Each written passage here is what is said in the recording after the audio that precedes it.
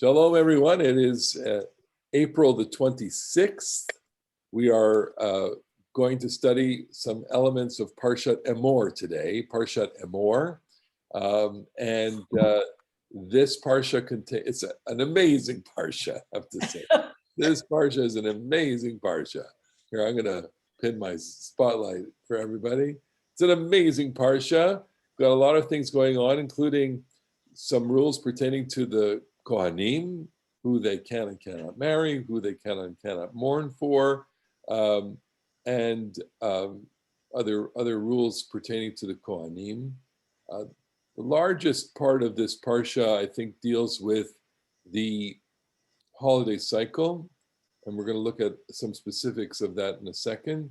And then at the end is an enigmatic story about some individual Israelite who curses God, and that curse is brought up for adjudication, and because of that, he's executed. It's the only narrative, really one of the only narratives, the other one being the death of Nadav and Avihu in the book of Leviticus. I wanted to study it, but I checked my notes, and we had actually done all the great midrashim on that last year, so I didn't want to redo it, even though there's a lot of material there. Instead of what I want to do is focus on the holidays. I want to focus specifically on the holiday of Rosh Hashanah, which, as you may or may not know, is not referred to as Rosh Hashanah in the Torah. The Torah never refers to the first day of the seventh month as Rosh Hashanah. That's a later appellation of this holiday. And I want to put this in the context of the evolution of holidays, and that holidays take on different meanings throughout the course of history. So I want to just frame this and start off as usual with a couple of illustrations, and I will use some American holidays for that. So let me just indulge you with a couple of videos here, very short, from the History Channel on this, and this is where we are. We'll just do this here. This is Yom Zichron Teruah, case studying the evolution of holiday. My idea is, I hope everybody sees this, right? Raise your thumb if you can see picture, good. Holidays evolve, they take on new meanings and new rituals over time. They incorporate ideas, symbols, and customs as society interpret their narrative structure. Here are three American holidays: Thanksgiving, Independence, and Memorial Day. There are little tiny videos on each one of them. Let's see if this comes up. Can you see the full screen? Yes. Yeah. To most Americans, the Pilgrims of Plymouth, Massachusetts are the iconic inspiration for today's Thanksgiving feast. After the winter of 1620 killed almost half of their people, the colonists formed a relationship with the neighboring Wampanoag tribe, who taught them about fishing, planting, and hunting. By autumn of 1621, the colonists had collected enough food to feed the community through the coming winter. The Wampanoags joined the colonists for a 3-day feast in honor of their bounty. The feast probably did not include our modern Thanksgiving staple, turkey. More likely, the colonists and Wampanoags dined on roast goose, along with corn, codfish, and lobster. This 1621 harvest meal is now commonly thought of as the first Thanksgiving. Yet for later generations of colonists, New England days of Thanksgiving had little to do with the 1621 harvest festival. Theirs was a religious holiday, descended from Puritan days of fasting, prayer, and giving thanks to God. Every autumn, the governor of each colony would declare days of thanksgiving for bountiful harvests, victorious battles, or drought-ending rains. In 1777, the Continental Congress decreed that all 13 of America's colonies celebrate a national day of Thanksgiving that year in celebration of their victory over the British at Saratoga. By the mid-19th century, many states celebrated the holiday. However, the date could vary by weeks or even months. A determined magazine editor named Sarah Josepha Hale set about establishing a national Thanksgiving Day. She passionately believed that such a day would help unite a nation headed towards civil war. Hale began a one-woman letter-writing campaign, urging politicians to establish an annual day of Thanksgiving. Her efforts were finally rewarded by Abraham Lincoln, who saw the unifying potential of the holiday. In 1863, 4 months after the victory at Gettysburg, he declared the last Thursday of November to be Thanksgiving Day. By the 20th century, Thanksgiving was a welcome day of leisure from a 6-day work week. In the 1920s, the National Football League was formed. In an effort to boost attendance, the fledgling Detroit Lions devised the concept of a Thanksgiving Day game. Parades also became a Turkey Day tradition, and department stores quickly saw their value as a kickoff to the Christmas shopping season. The Macy's Thanksgiving Day Parade began in 1924, and year after year, millions of New Yorkers braved the cold to watch the festivities. Most of all, Thanksgiving is about family. With modern life moving faster than ever, Thanksgiving gives us a day to take a collective breath, reconnect with loved ones, and remember just how much we have to be thankful for.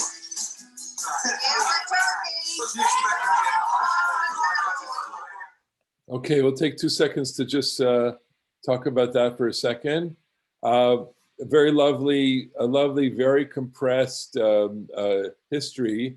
What is fascinating about it, just in the broadest strokes, is that the holiday starts at one end. It starts with one narrative and ends, or we now observe the holiday with just scant reference to its origins. I don't think that people who sit down to a Thanksgiving dinner actually sit down with a Haggadah and recall the story of the Pilgrims and the Wampanoag and the first Thanksgiving feast. Although you go to any kindergarten, Thanksgiving play, and you'll see some of that. So that the narrative plays out. Of course, it's not on Thanksgiving; it's on the day before, or the Monday or the Tuesday before. There is a story at the basis of it, and then already, I mean, that was 1621. Already, by the time you get into the late 17th century, it has taken on layers of religious meaning. People take advantage of it, and I'm assuming that they associate biblical traditions with that early Thanksgiving. The Pilgrims saw themselves very much like biblical Israel, no question about that. And so they are incorporating biblical motifs into their Thanksgiving rituals. And then as independence emerges, it takes on new meaning with the victory, commemoration of Thanksgiving for victory. And then it's not until the second half of the 19th century, 1863 to be exact, with Abraham Lincoln, proclaiming Thanksgiving after the victory at Gettysburg. Gettysburg was 1863, and this was his way of trying to stitch the nation together, despite the fact that his declaration probably would only have been needed in the North. I don't think the South paid any attention to anything Lincoln was saying. But the point is that Lincoln did say it, and we give a shout out to the woman editor, right? So you can say, it's interesting how, for Pesach we say, Nashim Tzidkaniot, for the merit of the righteous women. And so Thanksgiving also, you could make a very good case that Thanksgiving arises at the merit of the righteous women.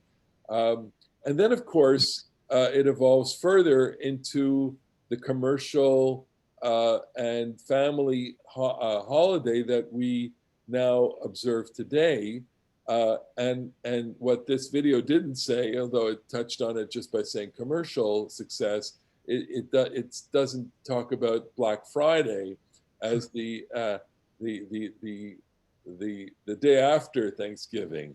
And Black Friday is something that everyone in our lifetimes, we are, it's just unavoidable. And it's, one of the tyrannical effects of the Christmas season onto the whole evolution of the holiday. So it's a great case study. That is a great case study of how in different eras and through different ideologies and different politics and different narratives, the holiday takes on new meanings. And that's going to be, I think, probably a feature of every holiday. Let me just pull up the second one, unless anybody has a comment on this. Marlene, go ahead. We seem to be ignoring our First Nations a belief that there was a power that they were thankful to. The Indians have the American Indians, Yeah. I don't have a very rich tradition of thankfulness. So you know, gratitude is probably you know, it's not unique to indigenous cultures. It's universal. I mean, all cultures, all religions have their Thanksgivings. You know, here, you know, this, what was interesting was, Rabbi, yeah, go, I'm sorry, Skip. just respond to what Marlene said. The Native American, which my great-grandmother was, did not own property. Yeah. They looked at themselves as stewards of the earth. So therefore, obviously they had a different kind of relationship. A different relationship. Yeah, excellent. And people don't understand that. No. So yes, Thanksgiving has at its core, I think, the combination, the connection. I mean, part of the myth of Thanksgiving, and you know, you saw it in the video trying to recreate it, is, you know, the indigenous peoples were trying to help the settlers acclimatize and accommodate themselves to the land. They didn't know how to hunt and fish, and they didn't know how to raise crops on the land. That's part of the founding mythology of Thanksgiving. Let's take another example. Okay, we'll go into not that one, but this one. That's us. Sorry, just a second. It always happens. This we gotta do this. There we go. All right.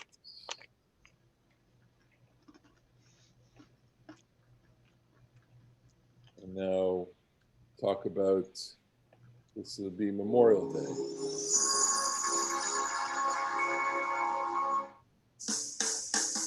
It's the 3-day weekend that officially kicks off the summer season. A time for hanging at the beach, barbecuing, even catching a few laps of the Indy 500. But Memorial Day is also the most solemn American holiday, a day to remember those who made the ultimate sacrifice while defending their nation. The Civil War, America's bloodiest chapter. Over 600,000 soldiers killed in action. Almost every community in every state suffered the loss of young men. As the war came to an end, mourners in both northern and southern states began placing flags and flowers on the graves of fallen soldiers. The town of Waterloo, New York is officially credited with starting the holiday. On May 5th, 1866, its citizens closed their shops and businesses so that everyone could decorate the graves of the men killed during the war. Then an old war general had an idea. John A. Logan was the leader of the Union Veteran Association. He spearheaded an effort to unite all the decoration services into one national holiday, designating May 30th as Decoration Day. On the first National Decoration Day, 1868, 5,000 war widows, orphans, and other mourners gathered at Arlington National Cemetery. They placed flowers and ribbons on the 20,000 graves of both Union and Confederate soldiers. Two future presidents and fellow Union veterans, Ulysses Grant and James A. Garfield, attended the ceremony. Throughout the 19th century, Decoration Day grew. Ceremonies were held in major Civil War battlefields like Gettysburg, Pennsylvania, and Antietam Field in Maryland. By the end of the century, the holiday was renamed Memorial Day. But war wounds ran deep. Most southern states refused to commemorate a holiday they regarded as honoring Union soldiers, so each state commemorated their war dead with different Confederate decoration days. Several southern states continue the tradition to this day. World War I ushered in the age of modern warfare. America lost over 130,000 soldiers in the global conflict. This shared experience finally bonded America's North and South. When the war ended, May 30th became a day to honor all American soldiers who died in battle as far back as the Revolutionary War. America interred its first unknown soldier in Arlington National Cemetery on Armistice Day, 1921. Every Memorial Day, this soldier and other unknown soldiers are honored with a wreath-laying ceremony conducted by the President or Vice President. They are reminders of all those who never made it home. Memorial Day became a federal holiday in 1971, and Congress shifted it from May 30th to the fourth Monday in May, giving federal workers a 3-day weekend. All across America, veterans and civilians still gather in parades and vigils to remember the generations who gave their lives for their nation's freedom.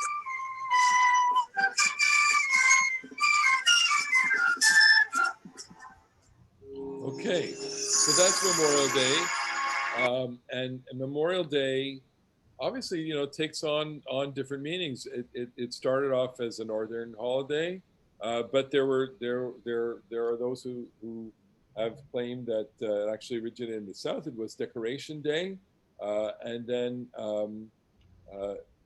as the country evolved, and as the country engaged in more wars, mainly the First World War, a need for memorialization took place. And this is consistent around the world. You know, the remembrance took place in other countries, especially after the First World War, and of course Memorial Day. And I'm sure that many of you in your own lifetimes can recall that it was a much more solemn day than it is today. Memorial Day, really, as they said in the video, is the first day of the summer. It's really, you know, it's the symbolic start to the summer with the long weekend. It is coming up in a month, you know, and we are already talking about what are you doing for Memorial Day and what kinds of things are you doing? Are you going down to the shore, et cetera, et cetera? And the ubiquity of the picnic, the parade, and the barbecue, these are just fundamental elements of Memorial Day in American culture, and there's just nothing, you know, around that. And of course, you don't have football on Memorial Day because the football season's over, but you know, you have other kinds of major events, concerts, etc. It's interesting that you know, to the extent that remembrance of the fallen recedes within the public, it depends on, you know, the number of the fallen, and it depends on, you know, who's commemorating. There are, of course, you know, people who do commemorate it, but as the living memory of the fallen decreases, and as the number, you know, proportionally is less, these ceremonies and rituals take on less and less meaning. Unlike, for example, in Israel, where Memorial Day, as we saw a couple of weeks ago, is deeply connected to Independence Day, and it's inseparable from the narrative. So that's very significant. So you have an evolution of Memorial Day within the United States, and it's obvious that this will continue to evolve. Let me just show you one more, and we will. Here is Independence Day.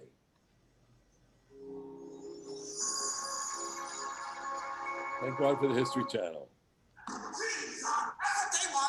Most American colonists were still loyal to King George up until the 1770s. But when England subjected her subjects to increased control over colonial affairs, it started a revolution. A 5-man committee was appointed to draft the Declaration of Independence.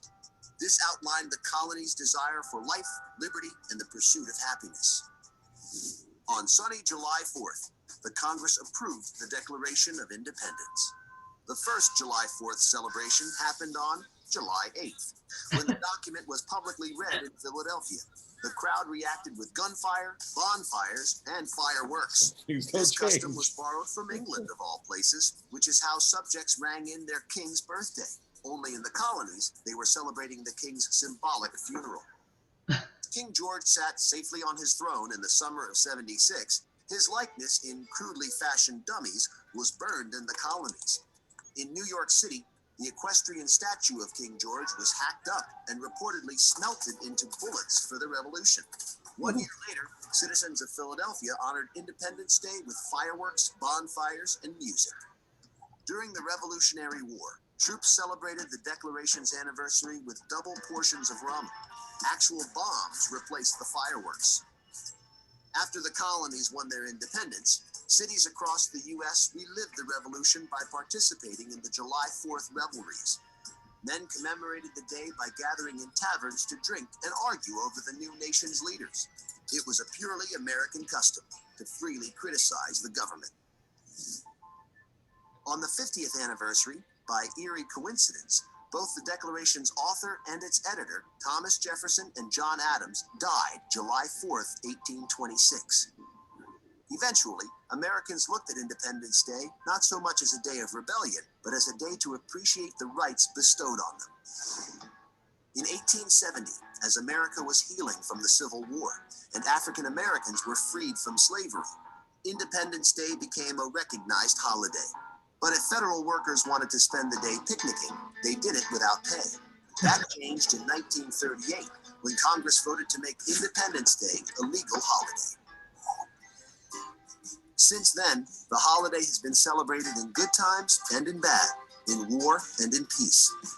American communities rallied together, all because of that small act of bureaucracy in 1776 that started a free nation. Okay, so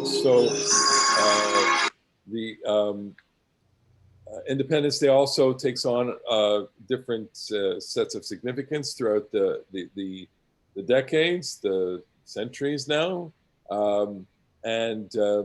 you know, I don't want to keep saying that it's evolved into something commercial, although the fact that you know, each of these holidays, Thanksgiving, Memorial Day, and Independence Day, the commercial aspect of it is a highly important one, only tells you where the culture is and how our culture really has utilized its national narrative and its national holiday cycle in order to achieve economic ends. So that, you know, that's a different kind of conversation, but it tells you that you know, we would say dor v'dorshav. Every generation has its, you know, expression. Every generation has its articulation of a holiday. I suppose if we were to beam ourselves ahead, you know, 50 years and witness the holidays, who knows what we're going to experience and how these would be celebrated in, you know, in 50 years, maybe 10 years, 20 years, etc. So all of that is a good frame for the discussion of what's going on in the Torah, specifically relating to the holidays. And I'm going to focus specifically on what I think is the most enigmatic of the holidays, namely Rosh Hashanah, which, as I mentioned, is not referred to as Rosh Hashanah anywhere in the Torah, but is referred to as Zichron Teruah or Yom Teruah, a day of sounding, a day of the blasts, or as Jacob Milgram says, a day of the alarm blasts. Okay, now scholars have pointed out already, you know, we don't need to focus on this, that there is within the Torah the cycle of nature, or the agricultural cycle in the holidays. So Passover being a first of harvest, the Shavuot being the first of the Passover, the barley harvest, Shavuot, the wheat harvest, and then Sukkot, the culmination of the total harvest. So the three holidays really are three harvest holidays, with Sukkot being the harvest holiday par excellence. That we know, Chag HaAsif, it's referred to, and I mean, to this day, you know, the the agricultural cycle of Israel really expresses this. The agricultural cycle of different climates is obviously different, but in Israel, this is basically the agricultural cycle. Now, we have said many times that what the Bible's genius was and Judaism's genius was is to fuse historical events to each one of those holidays. So Passover is the birth of the nation. Shavuot becomes, not in the Bible, but certainly by rabbinic, by the rabbis, Shavuot is the revelation at Sinai, and Sukkot is the holiday in the Bible that commemorates the wandering of the Israelites and God's providence over the Israelites in Sukkot. Sukkot Hoshavti, I kept you in Sukkot. And so we have both the historical and the natural agricultural reflected in each of the holidays. And the holidays basically tell the story of the birth, the revelation, and the wandering of the Israelites. And notice, of course, that all religions have their basic narrative structure in their holiday cycle. So Christianity is Christmas, Easter, Christmas, the birth of Jesus, Easter, the death and the resurrection. And so those are the key narrative elements. And of course, Islam has the corresponding narrative elements reflected in their holidays. So the question is, what's going on with Rosh Hashanah? What is going on? Why? What is it saying and what is it commemorating? Okay, so I'm going to go to Rosh Hashanah here, and we will share the screen here. Here we go. So Jewish holidays have evolved. I'm just giving you two more examples before we get into Rosh Hashanah. Consider Passover, how Passover has evolved with thousands of Haggadot, food customs and menus. Shavuot, the Tikkun El Shavuot, is a fairly new phenomenon. Shavuot essentially has become the holiday of learning Torah, or I think it's the rabbi's holiday. It's really been reinvented by the rabbis, and so that learning on Shavuot, even if learning is done by non-rabbi people, it's non-rabbi people behaving as rabbis. So that's what's going on with Shavuot. It's evolved. And of course, we always point out that the Tikkun Leil Shavuot has its infancy in the discovery of caffeine and the coffee trade. Keeping you up at night is in the 17th century. And what do you think? A coincidence. The all-nighter Tikkun starts around that time as well. And today, Tikkun Leil Shavuot takes on all sorts of different manifestations.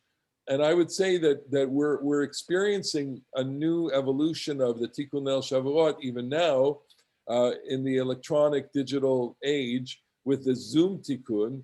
As you know, of course, I'm not a fan, but the Rabbinical Assembly has kind of done away with the fact that we're in an emergency setting, and I think it's going to be long term now that we can now use digital media on Shavuot because whatever, and so you can dip into classes and lectures taught by rabbis all over the country on Shavuot, and that in just broad historical terms is a piece of evolution.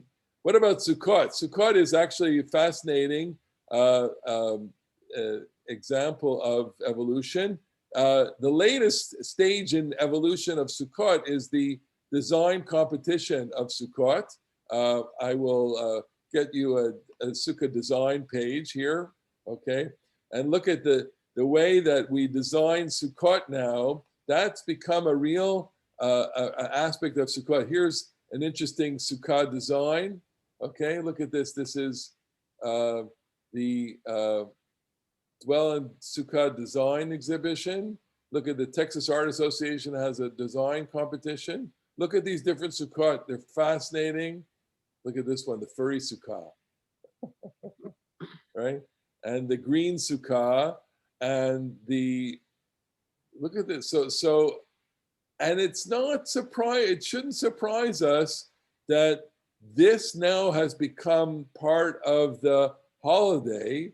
After all, I mean, a piece of canvas and a couple of poles and a schach, it may do all of us very well. But if you want to make the holiday interesting, then go hire an architectural firm, give them an idea, give them a theme like renewal or renewability or the green sukkah, or here's the material, here are the set of materials to use, and see what comes up. And it's absolutely fascinating. Look at these amazing sukkot, and that is part of the evolution of the sukkah today. Okay, so I just wanted to share that with you, and there's some fascinating material about that.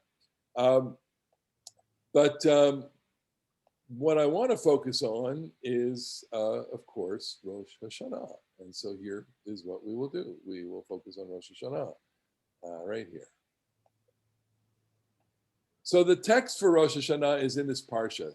Speak to the Israelite people thus: in the 7th month, on the 1st day of the month, you shall observe complete rest, a sacred occasion, commemorated with loud blasts. The Daber b'nei Yisrael Emor b'chodesh hashvi'i b'echad lachodesh yeh lachem Shabbaton. Zichron Truah Mikra Kodesh. Memory of Truah, the remembrance or the recollection of loud blasts. Kol melechet avodah lo tasu, you don't do any work, v'kraftem shel Adonai, and you'll bring an offering by fire to God. And then in the book of Numbers, we have another statement in Parshat Pinchas. B'chodesh hashvi'i b'echad lachodesh mikra kodesh yeh lachem, kol melechet avodah lo tasu, again reiterating no doing of work on the 1st day of the 7th month. Yom Teruah, a day of sounding, a day of the horn is sounded. Okay, so these are the basic commandments of Rosh Hashanah. Now, scholars of the Bible note that within the ancient world, all the 7th things are themselves regarded as special. And so Jacob Milgram in his commentary notes that, well, of course, there were other festivals. The 1st month and the 7th month were always denoted by various cultures as significant. But I think it's more than that. There's more than that going on, or if that's at the very core of this, what the Bible is already doing is giving an overlay to what exists. If the 7th month is special, then we are going to give it a special meaning. And the special meaning has to do with the sounding, because Yom Teruah, Zichron Teruah, that's the major feature of this holiday. And where else do you find Teruah in the Torah? Well, that's an easy question. Just remember the revelation at Sinai. It was the 3rd day, the morning dawn. There was thunder and lightning and a dense cloud upon the mountain and a very loud blast of the horn. The kol shofar chazak me'od. And all the people who were in the camp trembled. Moses led the people out of the camp toward God, and they took their places at the foot of the mountain. Now Mount Sinai was all in smoke, for the Lord had come down upon it in fire. The smoke rose like the smoke of a kiln, and the whole mountain trembled violently. The blare of the horn grew louder and louder. As Moses spoke, God answered him in thunder. So what you have here, I think as clearly as possible to depict, is a cacophony of sound. There's obviously other kinds of phenomena going on here: light, and smoke, fire, but sound. And the last verse, "Vayihi kol hashofar holech v'chazek me'od." The sound of the shofar was blasting strongly. Moses would speak, "Va'Elohim ya'anenu v'kol," and God answered in sound.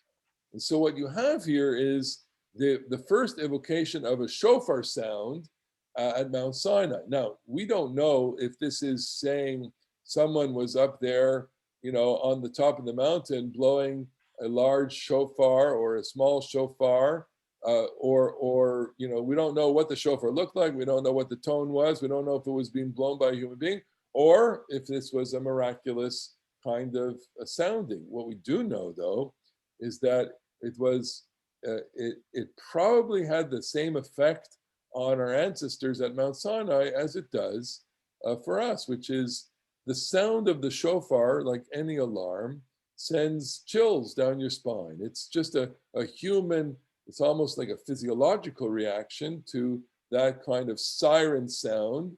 It's a warning, or it's an alarm. It's a way of saying pay attention. And of course, as you know, all of those themes are recalled and developed during Rosh Hashanah. We recall the sounding of the shofar with the sense of trembling.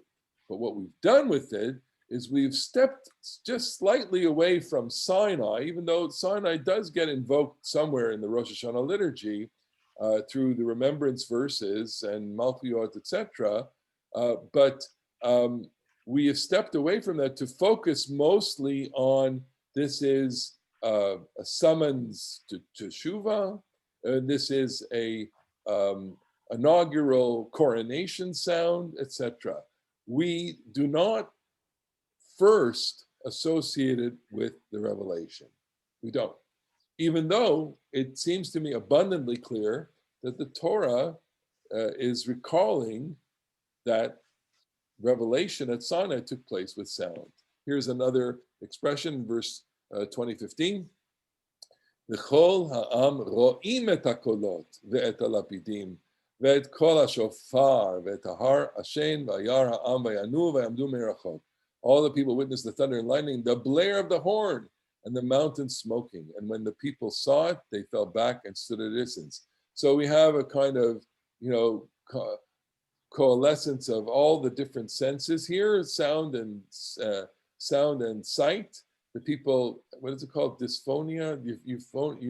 There's a term for this. When you hear sounds, you can see different colors, and that moment is what is taking place here, and the sound of the shofar is being evoked. So, since Rosh Hashanah is a remembrance of the trumpeting, and the revelation at Sinai is the only previous reference to a trumpeting of any sort, it stands to reason that this is the historical event that Rosh Hashanah is meant to commemorate. Again, Passover, Shavuot, Sukkot, they all commemorate different things. Rosh Hashanah, it doesn't directly say what it commemorates. This sounds like, the thing that it's going to commemorate. The shofar, in fact, symbolizes more than the revelation alone. As we have just seen, Exodus uses the versatile Hebrew word kol, not only for the sound of the shofar, but also for the thunder and for the voice of God.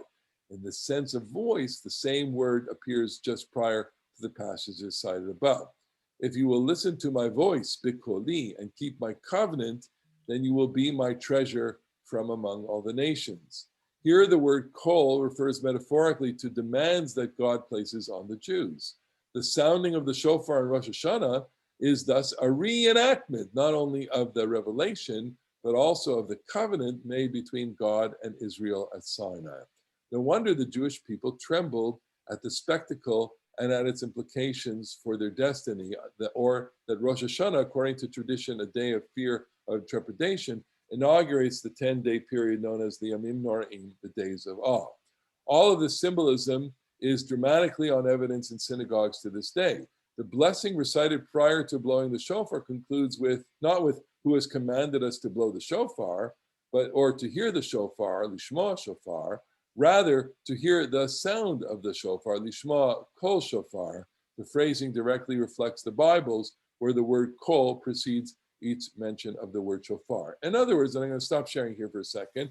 In other words, what you have here is the highlighting of the sound, and the sound, the place where sound is most in the Bible story, is Sinai. So Rosh Hashanah then is not the creation of the world.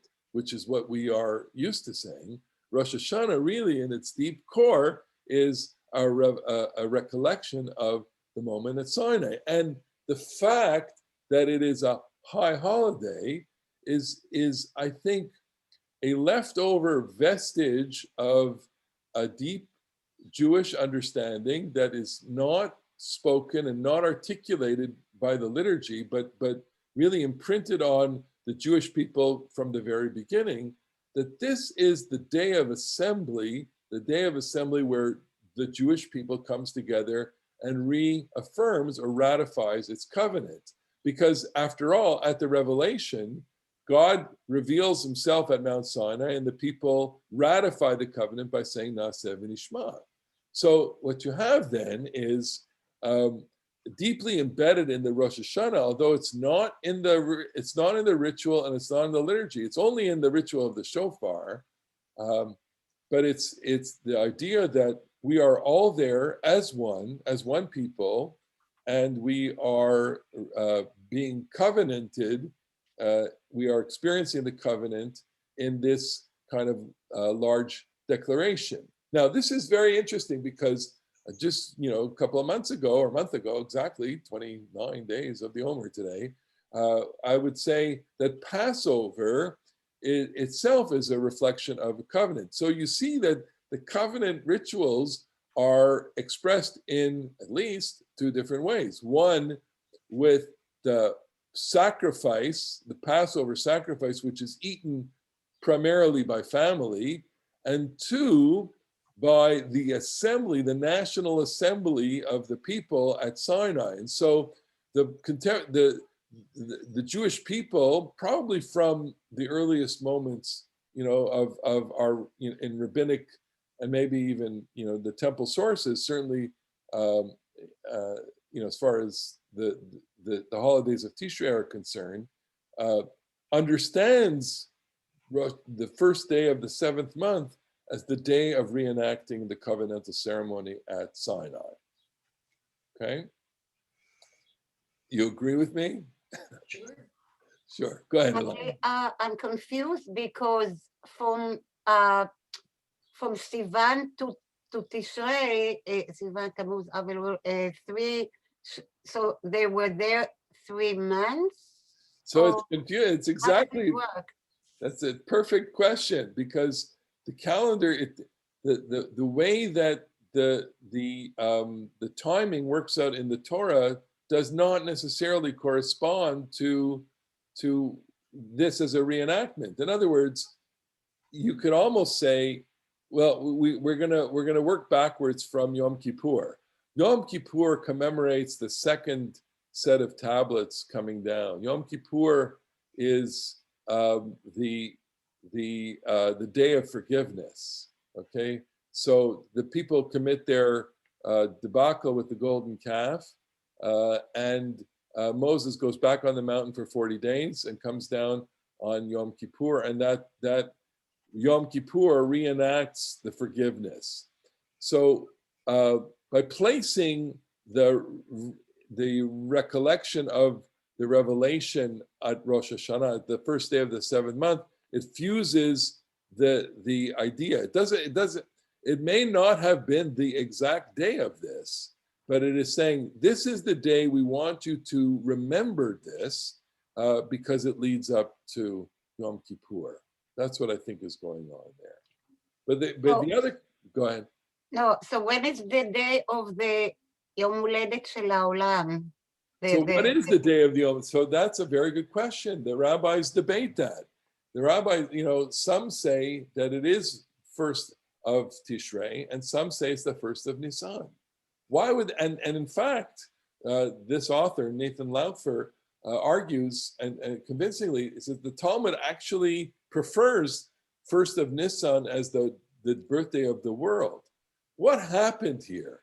What happened, that Rosh Hashanah became known to us as the birthday of the world, and Shavuot became the day associated with the revelation?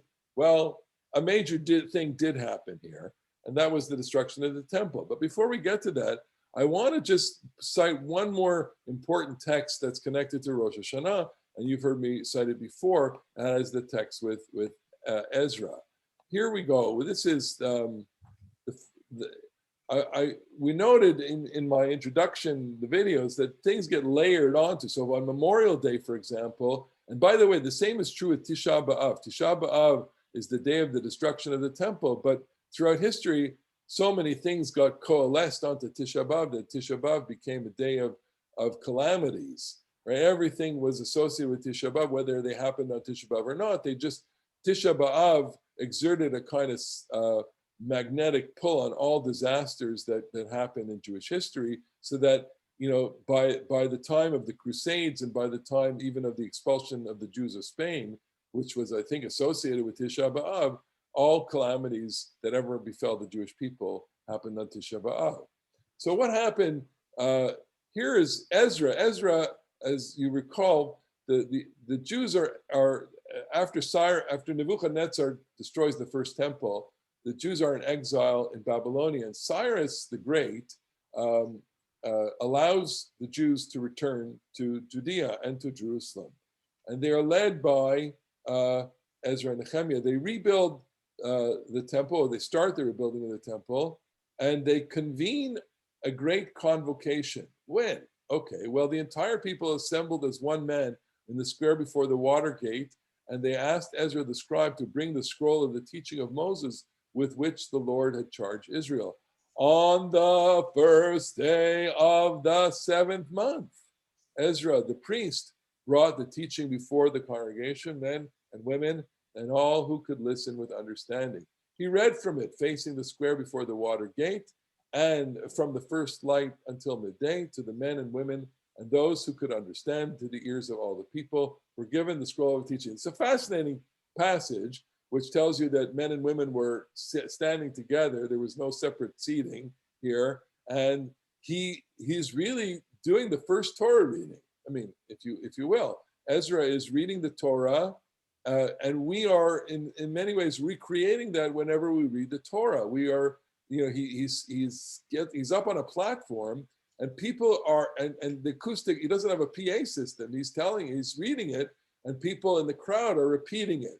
And it's obviously taking a long time, because it starts at dawn and ends at the midday. So it's taking maybe 6 hours for him to read the whole thing. Now, we know if you read the Torah, it probably takes longer than 6 hours to read the Torah. So he must have read only sections of the Torah to the men and women. Ezra the scribe stood upon the wooden tower made for the purpose. Beside him stood the mafia, Matithyahu, Shema, the real, the who's who of Judea. Okay. And then 5, Ezra opened the scroll in the sight of all the people, for he was above all the people as he opened it, and the people stood up. Ezra blessed the Lord. He had an aliyah, the great God, and the people answered, Amen, Amen, with hands of praise. Then they bowed their heads and prostrated themselves before the Lord with their faces. So what you have here is a revolutionary moment.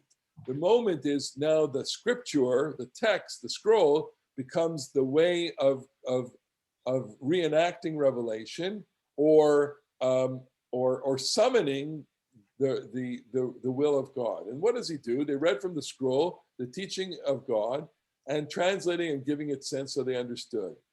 And they said, this day is holy to the Lord your God. You must not mourn or weep, for all the people were weeping as they listened to the words of the teaching.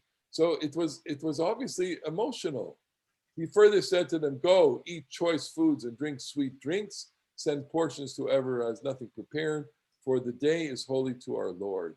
Do not be sad, for your rejoicing in the Lord is the source of your strength. The Levites were quieting the people, saying, hush, for the day is holy. Do not be sad. Then all the people went to eat and drink and send portions and make great merriment, for they understood the things they were told. In other words, they made a great festival on Rosh Hashanah, what we now know as Rosh Hashanah, but it wasn't Rosh Hashanah there. It was a day reenacting Sinai, which Ezra, in his own stroke of religious genius, was co-opting and layering onto the Sinai revelation, the idea that we are going to renew ourselves and reclaim our connection both to the temple and to the text. and celebrate that. And I think that has tremendous power. Basically, it shows you historically that what he does is take what already exists, the calendar that already exists, and he adds a layer of meaning to the calendar that then is part of the earliest strata of what we now experience as Rosh Hashanah. Okay. But wait, isn't Rosh Hashanah the commemoration of the creation of the world? We asked that. Isn't Rosh Hashanah the commemoration of the creation of man? Isn't Shavuot the commemoration? The tradition of the first of Tishrei as Rosh Hashanah is in the Mishnah. So by the rabbis, which is 300 or 600 years, maybe 500-600 years after Ezra, the rabbis declare there are 4 days in the year that serve as New Year, each for a different purpose. On the first of Nisan is the New Year of Kings. It is from this date that the year of a king's rule are counted. And the first of Nisan is also the New Year for the order of the festivals, as it determines which is considered the first festival of the year. On the first of Elul is the New Year for animal tithes. Rabbi Eliezer and Rabbi Shimon say the New Year for animal tithes is on the first of Tishrei. On the first of Tishrei is the New Year for counting years, as will be explained in the Gemara, for calculating sabbatical years and jubilee years. In other words, first of Tishrei is a part of the agricultural cycle. First of Nisan is the national cycle, okay? And then the first of Shvat is the New Year of Trees, and according in the 15th of Shvat. In other words, and then we have the tradition, which is the tradition that is at the bedrock of our contemporary Rosh Hashanah. On Rosh Hashanah, all creatures pass before him, God, like sheep. As it is stated, he who fashions their hearts alike, who considers all their deeds. And on the festival, they are judged concerning water. So the holiday of Rosh Hashanah from here on in becomes associated with God's judgment, and specifically Sukkot is being the judgment for water being essential for life. Okay, I'm going to just zip through this. So here, the two holidays represent two different events or two different aspects of the same event. Shavuot, the divine revelation, and Rosh Hashanah, the people's acceptance of the covenant. Here, once again, the liturgy comes to our aid. It characterizes Shavuot as the day of the giving of the Torah. That is, it places the Jews in a passive role. Rosh Hashanah, by contrast, places them in an active role, liturgically crowning God as their king in accordance with the terms of the covenant. Bear in mind as well that the Jews received the Ten Commandments twice. First, God proclaimed them on or about the day of Shavuot, as we were saying. Then 40 days later, when Moses descended from Sinai carrying the two tablets, he found the Jews worshiping the golden calf and shattered them before conveying them. 80 days later, on Yom Kippur, he brought a second set of tablets, which he did convey to the people. In this scheme, too, Shavuot commemorates the giving of the Torah, and Rosh Hashanah, the acceptance of the Torah, now as a prelude to the physical reception of the tablets on Yom Kippur. This would also help explain why Rosh Hashanah is celebrated 10 days earlier than Yom Kippur, as those 10 days were a period of contrition and repentance for the sin of the golden calf. So the period from Rosh Hashanah to Yom Kippur is a period of repentance today. So he's doing a little bit of a sleight of hand here, trying to put it all together, okay? This brings us finally to why the Talmudic rabbis suppressed Rosh Hashanah's link to Revelation in favor of Shavuot and forged a different link between Rosh Hashanah and creation. I offer two theses, both speculative. The first is that the rabbis' motive was to save the holiday of Shavuot from oblivion. The destruction of the temple and the exile had so demoralized the Jews that the celebration of a joyous Thanksgiving festival associated with the wheat harvest and the bringing of the first fruits would evoke only deeper psychological pain. With this in mind, the rabbis undertook to emphasize instead the association of Shavuot with the revelation at Sinai, an event that itself had taken place outside the land. In a wilderness not unlike where the Jewish people found themselves again. The product of that revelation, the covenant, was something Jews now needed to embrace wholeheartedly if they were to survive as a distinct people in the diaspora. Then, this thesis continues, having recast Shavuot, a task made easier by the fact that although the Torah's chronology makes clear that the revelation took place on or near the harvest festival, it nowhere explicitly connects the two. The rabbis sought a new meaning for the first of Tishrei, basing themselves on an ancient tradition linking the day to the creation of the world. In other words, the need to reframe Shavuot led to the reframing of Rosh Hashanah. The second thesis is this: because of the grave threat posed to rabbinic Judaism by Christianity, the rabbis emptied Shavuot of its association with bread and with the manna, and begun to fall shortly before the Jews arrived at Mount Sinai. Instead, they began to refer to bread and manna as metaphors of Torah. They did this for two reasons. First, to counteract the Christian interpretation of manna as a symbol of the founder of their religion and the ritual of the Eucharist. Second, to reinterpret Shavuot, which, as I argued, originally celebrated God's physical nurturance of his people through the manna, as instead a celebration of God's spiritual nurturance of his people.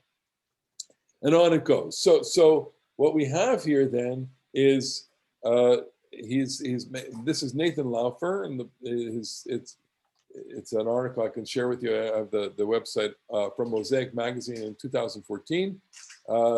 He and in a later published book, the book is called this, Rendezvous with God, and basically is saying that the early meanings give way to later meanings because of the great disruptive event of the destruction of the temple. The destruction of the temple means that the Jews no longer have access to the temple for pilgrimage, and for offering the feast of the first fruits, Bikurim, and for celebrating the wheat harvest. So you can imagine in the decades following the destruction of the temple, when it came to Shavuot, it'd be a Yom Depression day. Like all the holidays, they were days of great depression that without the reinvention of the rabbis, he is saying, and I think it's compelling, he is saying that this day would have been lost to oblivion. Let me just end by saying that Shavuot really is the conundrum of the calendar, because Shavuot is the only one-day festival of the three festivals. Outside of the land of Israel, Shavuot really has very little meaning.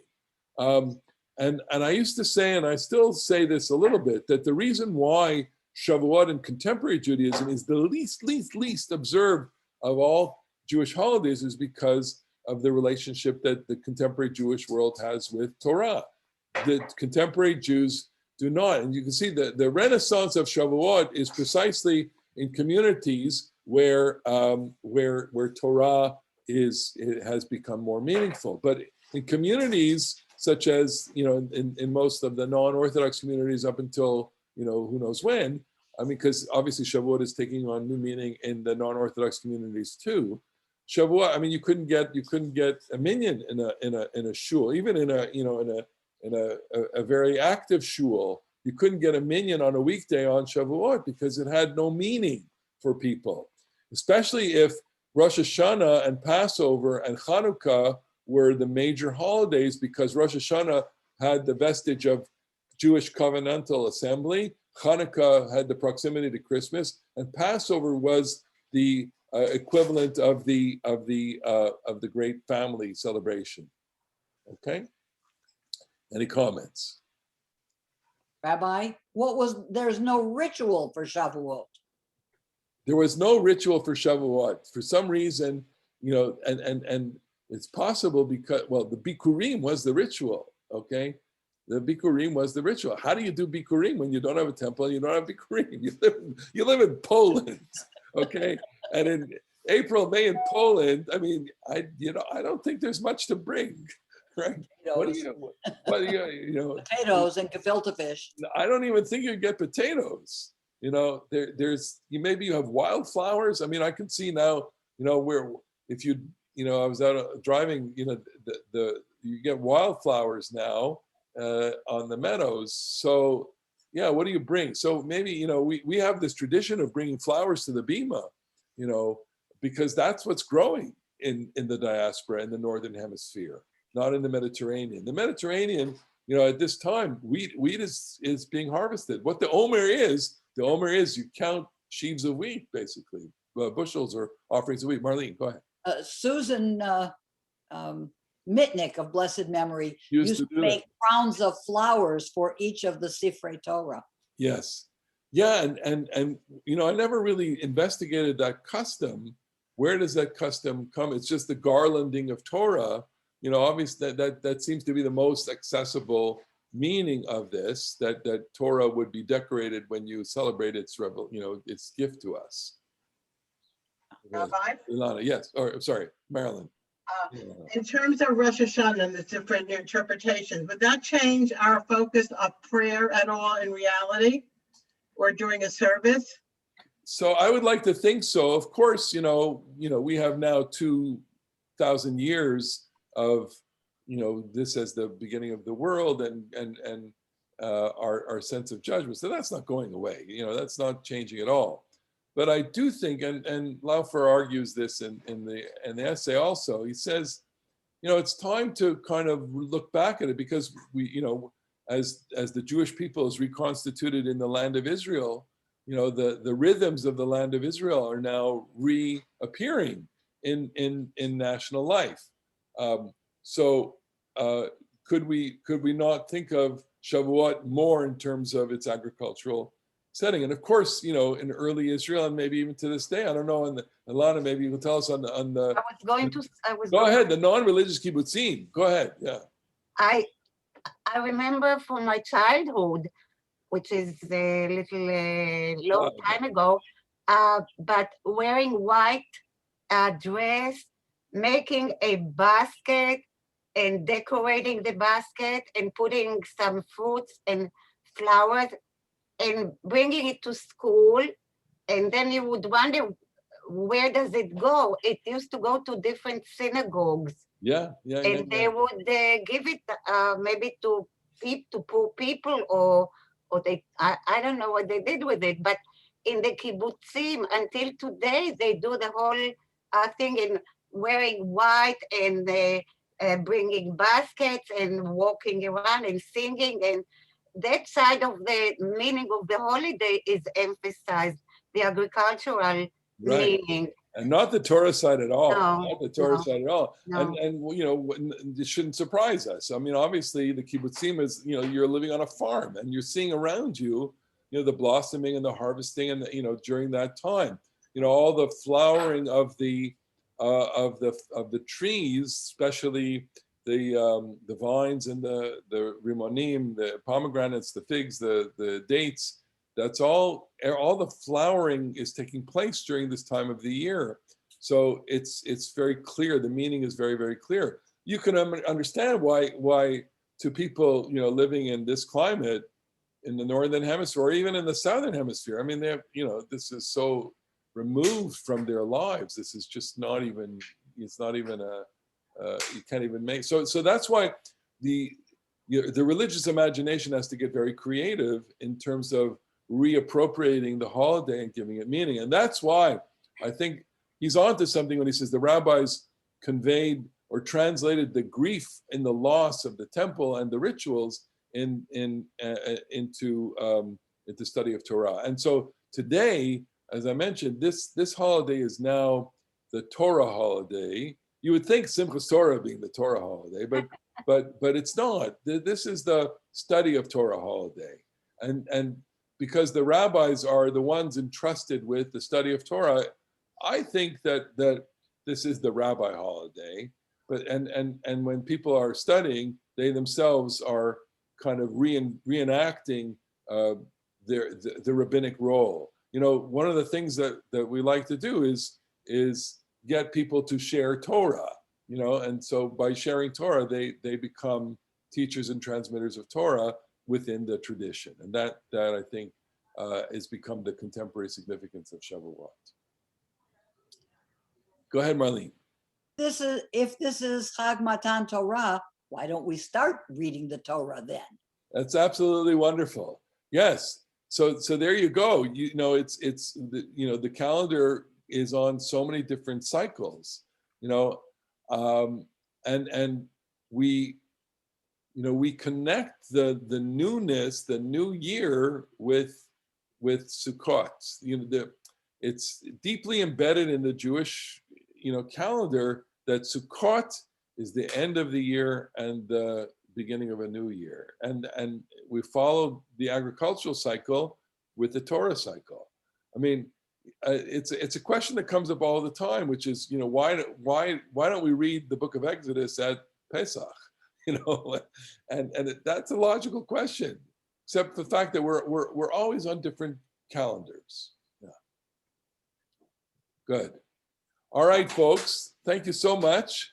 We'll leave it there. I hope you enjoyed Thank this. you. Happy birthday to my mother. She's 88 today. Wow. Oh, wow. Yom Holedet Sameach.